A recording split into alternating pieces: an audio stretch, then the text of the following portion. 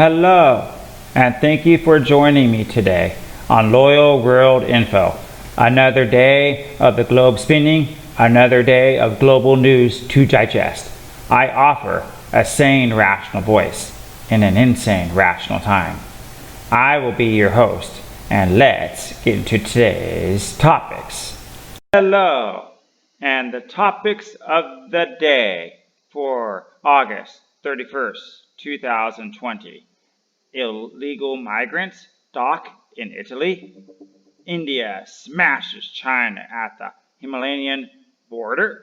60% of job seekers feel uncomfortable with online interviews.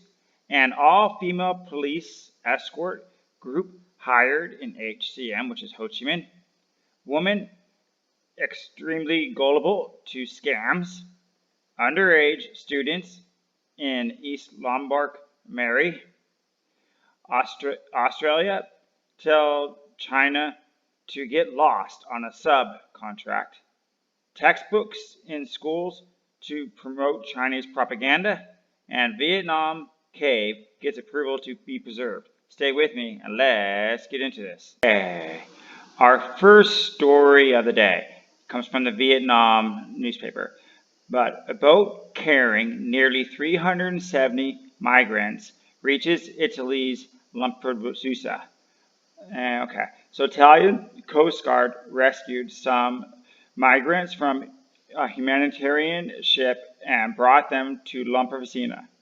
Rome. A fishing boat carrying nearly 370 migrants landed overnight on the Italian island of Lampedusa, where the main holding central is already overcrowded, prompting the local mayor to call for a general strike to push the government to take action. Italy has been struggling in recent months to deal with the daily arrivals of hundreds of migrants to its southern shores, a task complicated by security measures imposed by the ongoing coronavirus crisis. The boat carrying 367 people, which was in danger of sinking due to high winds, was escorted by the Italian Coast Guard and police to the island's port, and ANSA news agency said. They were met at the port by a demonstration organized by the far-right Anti-Immigrant League Party. The new arrivals, including 33 children and 13 women, were taken into an emergency reception center on the island, which now houses some 1,160 people, 10 times the maximum capacity, the mayor said. Mozzarella called for a general strike on the island on Monday to protest the national government's frightening silence on the issue. Lampedusa can no longer cope with this situation. Either the government takes immediate decisions or the whole island will go on strike. We can't manage the emergency, and the situation is now really unsustainable, Mozzarella said.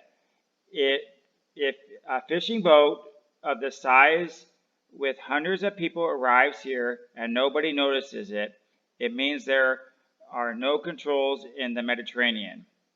But what do the military vessels do? We are not at war. Why not use them for security interventions at the sea to transfer migrants, he said. About 30 other small boats, mostly from the Tumusa coast, had already reached the island since Friday, carrying around 500 migrants, the Italian media said. Humanitarian and health crisis. The Neil Moshua, the right-leaning leader of the sister island Sicily, on Sunday wrote on Facebook that he would ask the government for a meeting on the humanitarian and health crisis. The Lampedusa can't do anything anymore. Sicily cannot continue to pay for the indifference of Brussels and the silence of Rome, he wrote. Mussolini issued a decree last week ordering the closure of migrant centers in Sicily to curb the spread of the virus. Sicily registered 34 new cases on Sunday, 4 of them from migrants. Mayors on the island have voiced fears presence of the migrants. Okay, so I'm going to stop there, but I want to give why I felt this was international news, and particularly in Italy. You might recall around January this year, maybe late last 2019, that Italy had Salvini. He was like a mini Trump, where Italy had these boats coming in, and Salvini was the prime minister.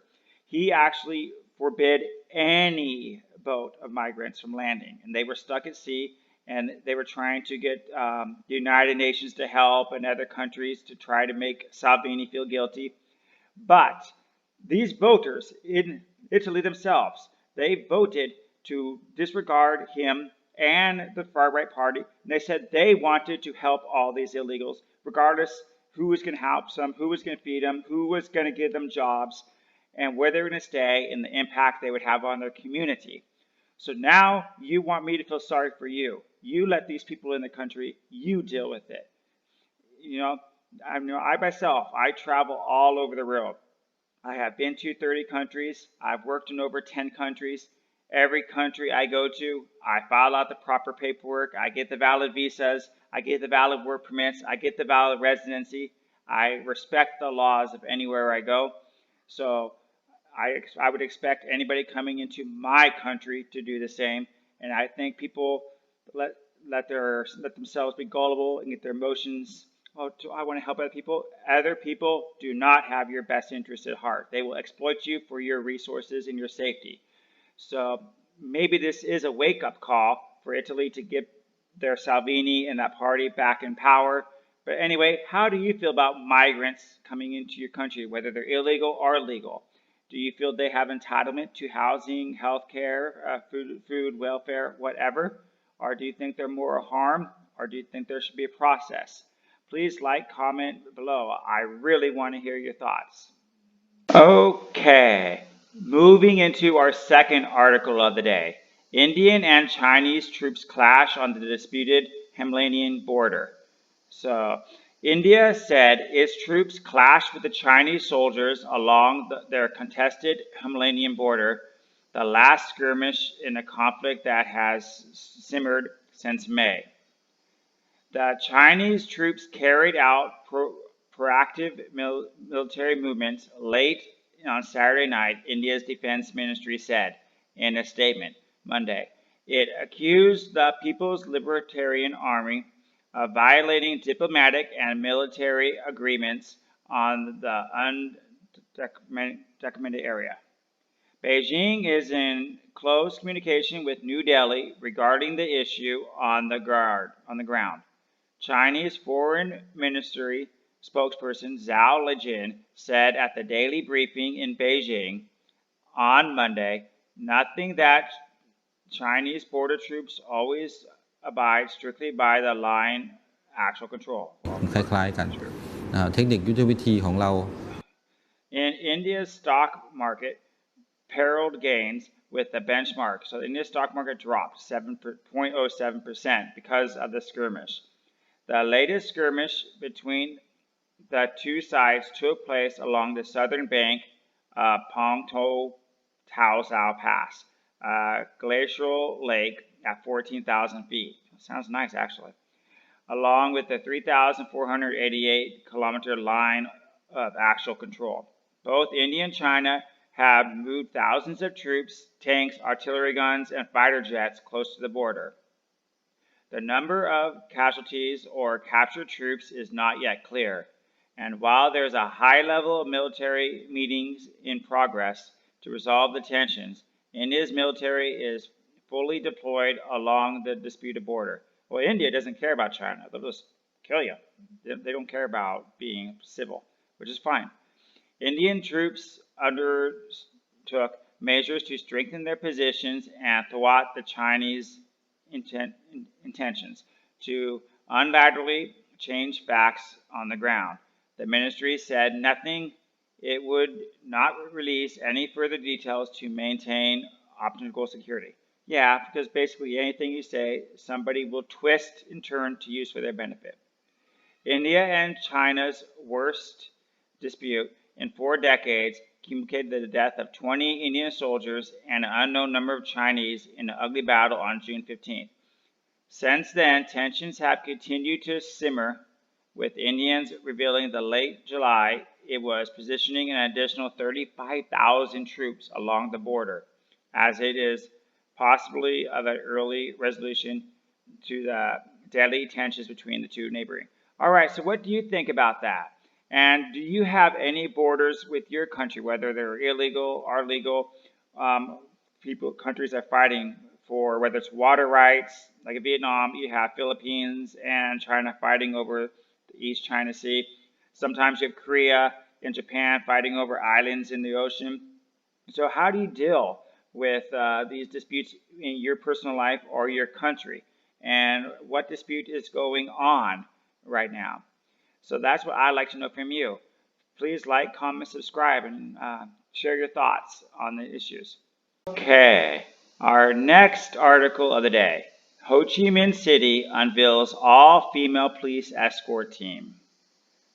Ho Chi Minh City on Tuesday debuted its first all-female police escort team, whose main mission is to lead the motorcades of important diligence, domestic or foreign, through the city's busiest traffic. Traffic is bad in Ho Chi Minh. They drive on the wrong side of the road. They do all these weird, crazy things. According to Ho Chi Minh City Police Department, the officers participating in the motorcade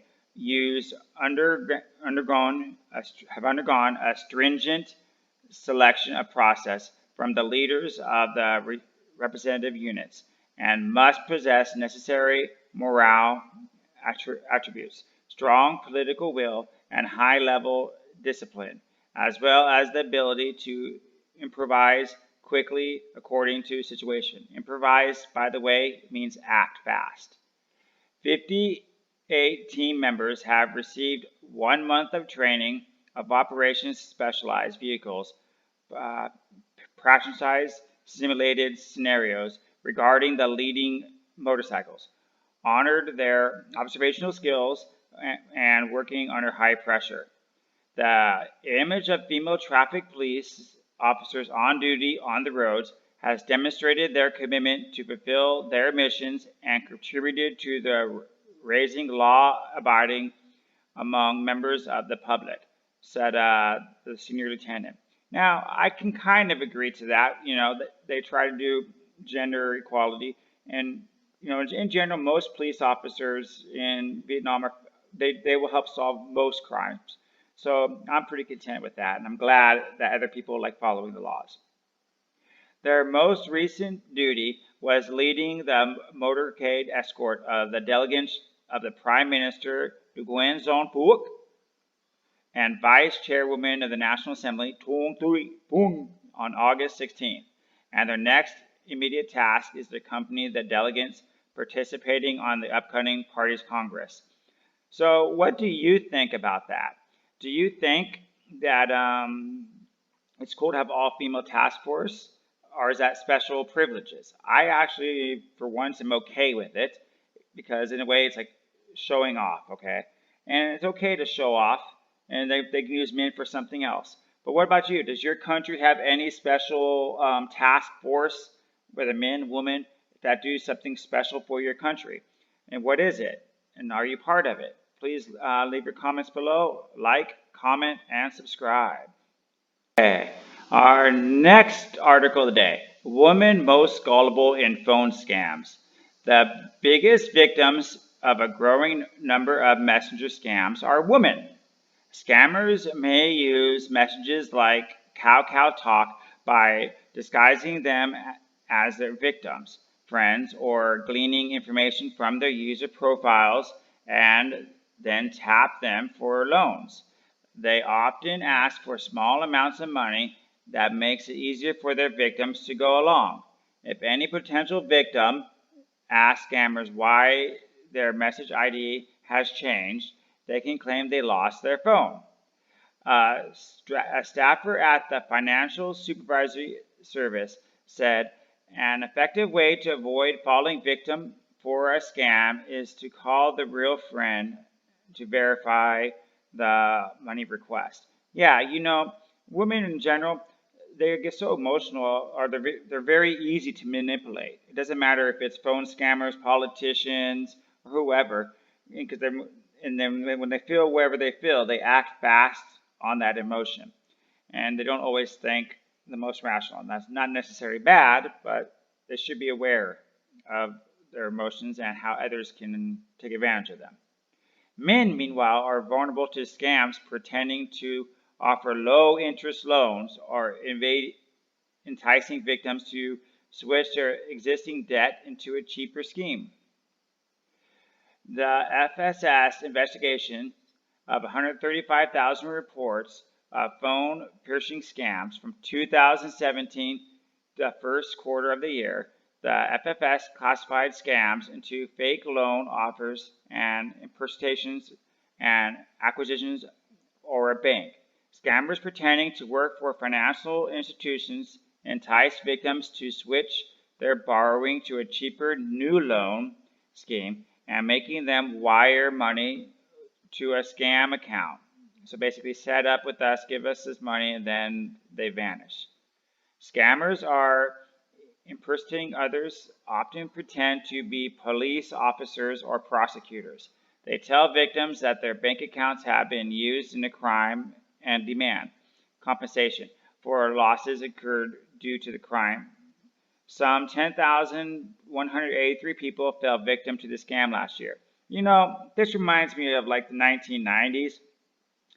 I would always get these emails. Hey, you have won 1 million euros from England or Italy. All you have to do is pay the tax. Please give us your name, your social security number, and your address, and send a money order to pay this amount of tax, and we will mail you a check. I actually do know people who fell for that. I have never fallen for an online scam or a phone scam. I did fall for a tea scam in China, but that's another story. But have you ever fallen for a scam? And what scam did they get you for? And how much? And how did you feel about that? And what do you do when you think you are being scammed? I'd like to hear about that. Please like, comment, and leave your comments below. Okay. Our next article of the day. Underage students in East Lombok get married after prolonged online schools reports. This is from Indonesia. So, at least 7 underage couples in West Nurse Tangon, East Lombok Regency have gotten married amid the COVID-19 pandemic, with no official citing prolonged to physical absence of the schools as one reason why. According to the reports, the children are middle school and high school students and were married in traditional ceremonies, which they were therefore not officially recorded by any religious affiliation office. Various officials told local media outlets that the marriages were based on mutual love and not due to online schooling that has temporarily replaced in-person schooling amid the pandemic. However, Amor, who heads the religious school department in East Lombok office of the Religious Affairs Ministry, said that some of the students not married because they have spent too much time away from school. Aquan identified 7 students from Aima and Waspaga districts where child marriage was reportedly prevalent. Those areas usually receive guidance and education from the ministry as part of the effort to prevent child marriages, but the measures have been temporarily suspended since the start of the pandemic. Through the public health crisis, many have increased incidence of child marriage. It should be noted that the NTB has long struggled with this issue. According to the United Nations population, more than 31% of girls 19 to 24 in the province were married before the age of 18. Well, that's not really an issue. I mean, now this one, here we get into this. Last September, lawmakers amended Indonesia's marriage laws and raised the minimum age from 16 to 19. However, parents are still permitted to request for dispositions in which would give permission for underage girls and boys to marry. In some cases, Indonesians would opt in for traditional ceremonies instead. So yeah, as I was saying, that they changed the marriage age from 16 to 19, and 16 is even fine. I mean, if we go to Mexico, Mexico is 13 or 15. So, every country is different, and we shouldn't always expect 18 or 19 for everybody. Some also heads from Lombok Women's Empowerment, Child Protection Agency, and Family Planning said that the Regency had seen a rise in cases of child marrying every year. Child marriages continue to happen every year, not just during COVID-19, though there is an increase compared to the same period last year. Last year, the recipients had 19 cases, but this year we've had 15 so far as of July. So, and it goes on, and it basically says that some people were lonely, or they just needed to get their needs met.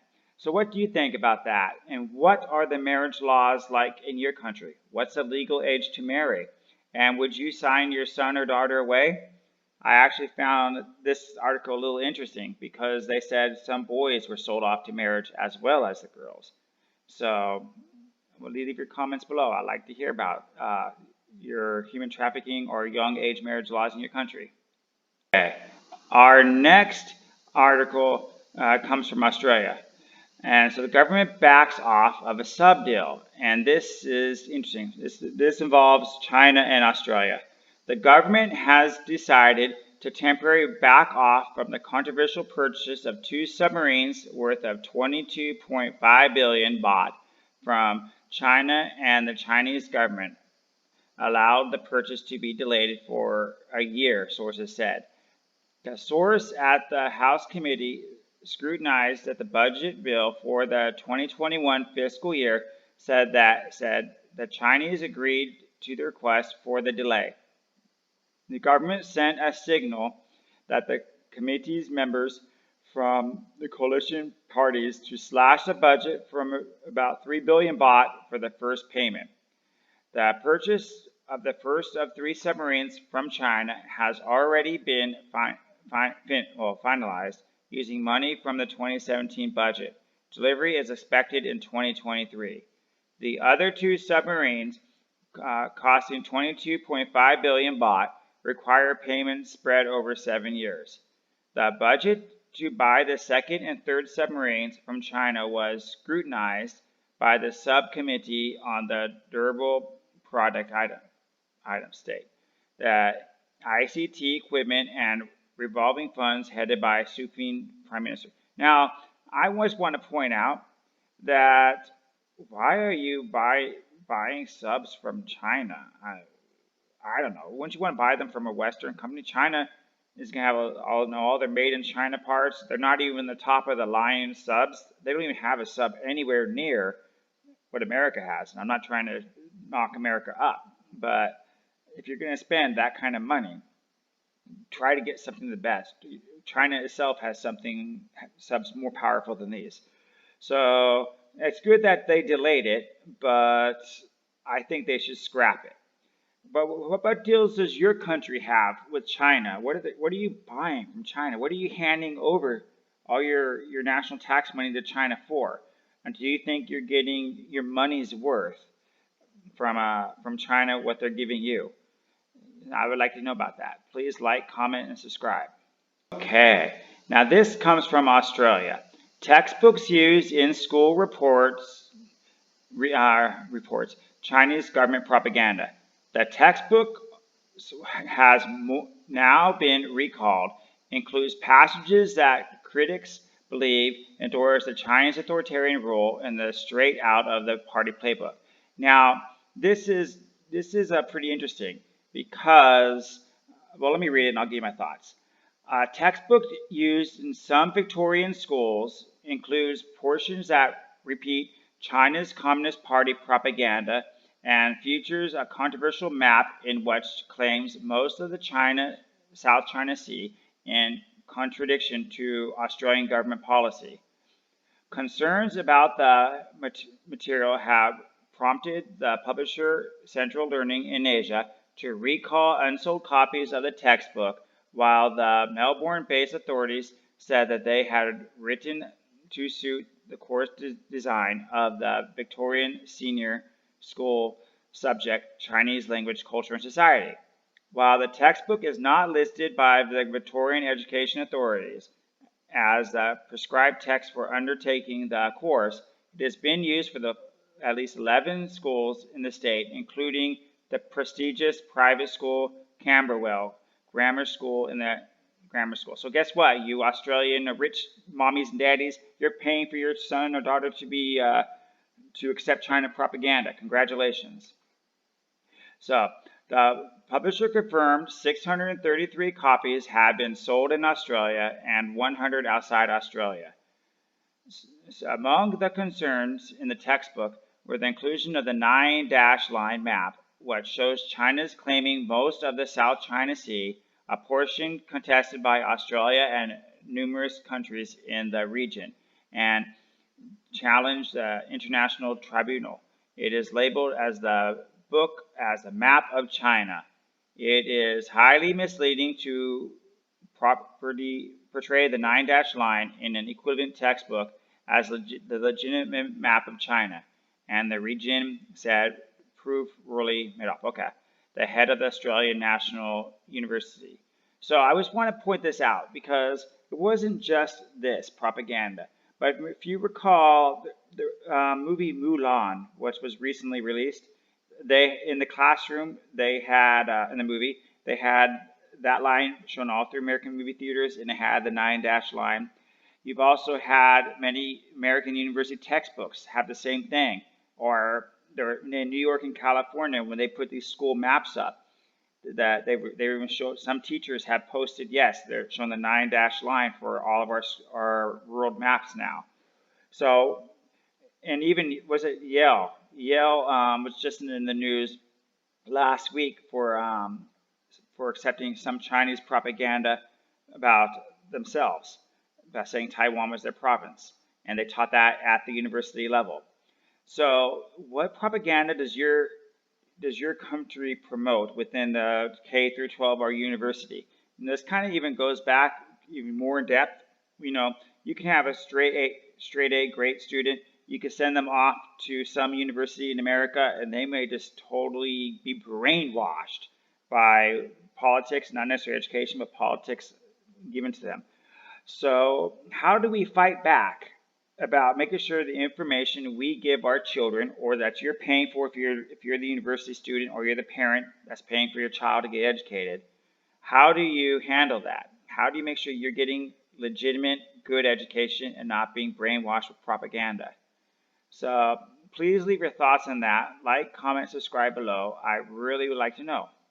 Okay, for our next article of the day. Cave gets approval to be preserved, and this comes from Vietnam News.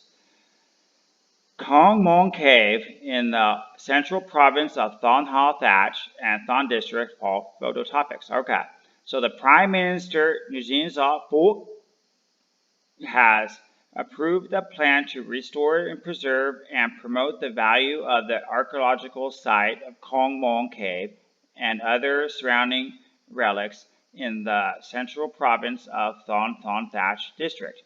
The plan includes an all-authentic evidence of cultural evolutions of the ancient Vietnamese people on the total of 977 ha of the historical site, including nearly 500 ha and 478 ha of the protected and expanded areas, respectively.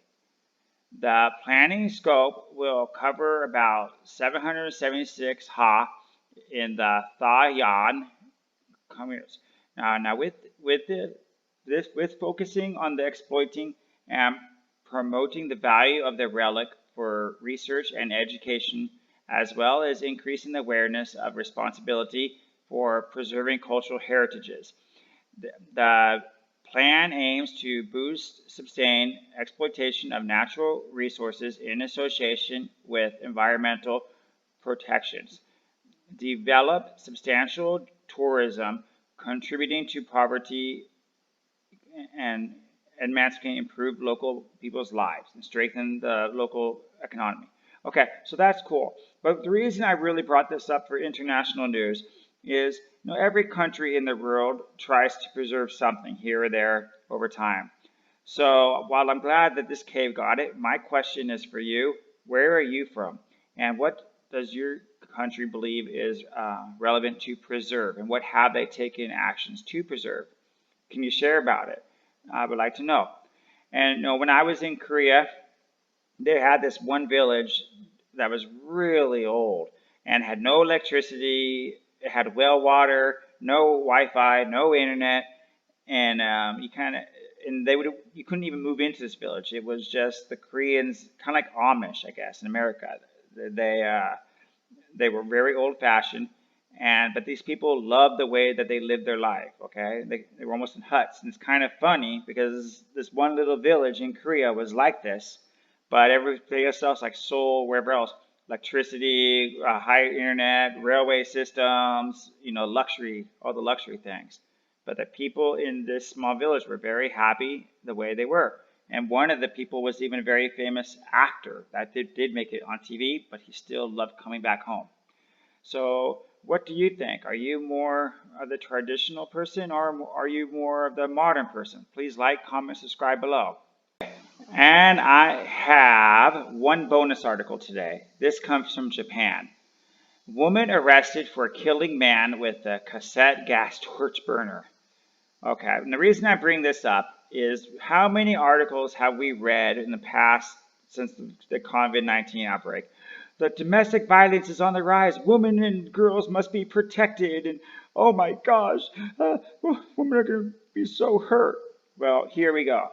The police in Hubituna, Hokkaido have arrested a 45-year-old woman on suspicion of murder after she used a cassette gas torch burner to set fire to the head of her 41-year-old common-law husband. According to the police, the incident occurred at 1:15 a.m. Sunday, local media reported. The police, Aga Koga, has admitted to setting fire to the head of Akasa Sekia. Police quoted Koga as saying she had been out drinking all night, and after she came home in the taxi, she had got into an argument with her husband. She said that on impulse, she threw some heating oil at her husband and then used the torch to burner to ignite it. Kogo called 119, and Sieko was taken to the hospital where he was dead on arrival. So again, I bring this up because I'm sick of the propaganda, and I am a certified domestic violence counselor. So yes, I've seen guys hit girls, and I've seen girls not necessarily hit the guys, but the emotional trauma they put the guys through. And while I think it's appropriate to make domestic violence awareness, I also think it should be put in question. There should be funds to expose and make sure that women stay in line instead of doing this, what they did. Emotional games are killing their husband, boyfriends. Remember, was it Johnny Depp? He had his wife. His wife tried saying she beat him up, but he had her on video camera, her like cutting off his finger and everything. And there's many cases like that all over the internet. So again, men need to stand up, and society has to hold women accountable for what they do. What do you think about this story? Are you in a similar situation? Does your wife or your girlfriend mistreat you? If she does, reach out. Do not be afraid to reach out. Do not be afraid to get help. You will not be shamed. You take care of yourself before you take care of anybody else. I'm not totally knocking women here, but you are more important than anybody else, and everybody else will extract you for your resources and use you for their own personal benefit. So be strong, be healthy, do what's best for you, and like, comment, subscribe below. Well, that will conclude Loyal World News. Thank you for spending your time with me today. Feel free to like, subscribe, or drop a comment below. If you're on the go, listen to my podcast with the link provided in the description. I will see you tomorrow to share more world news.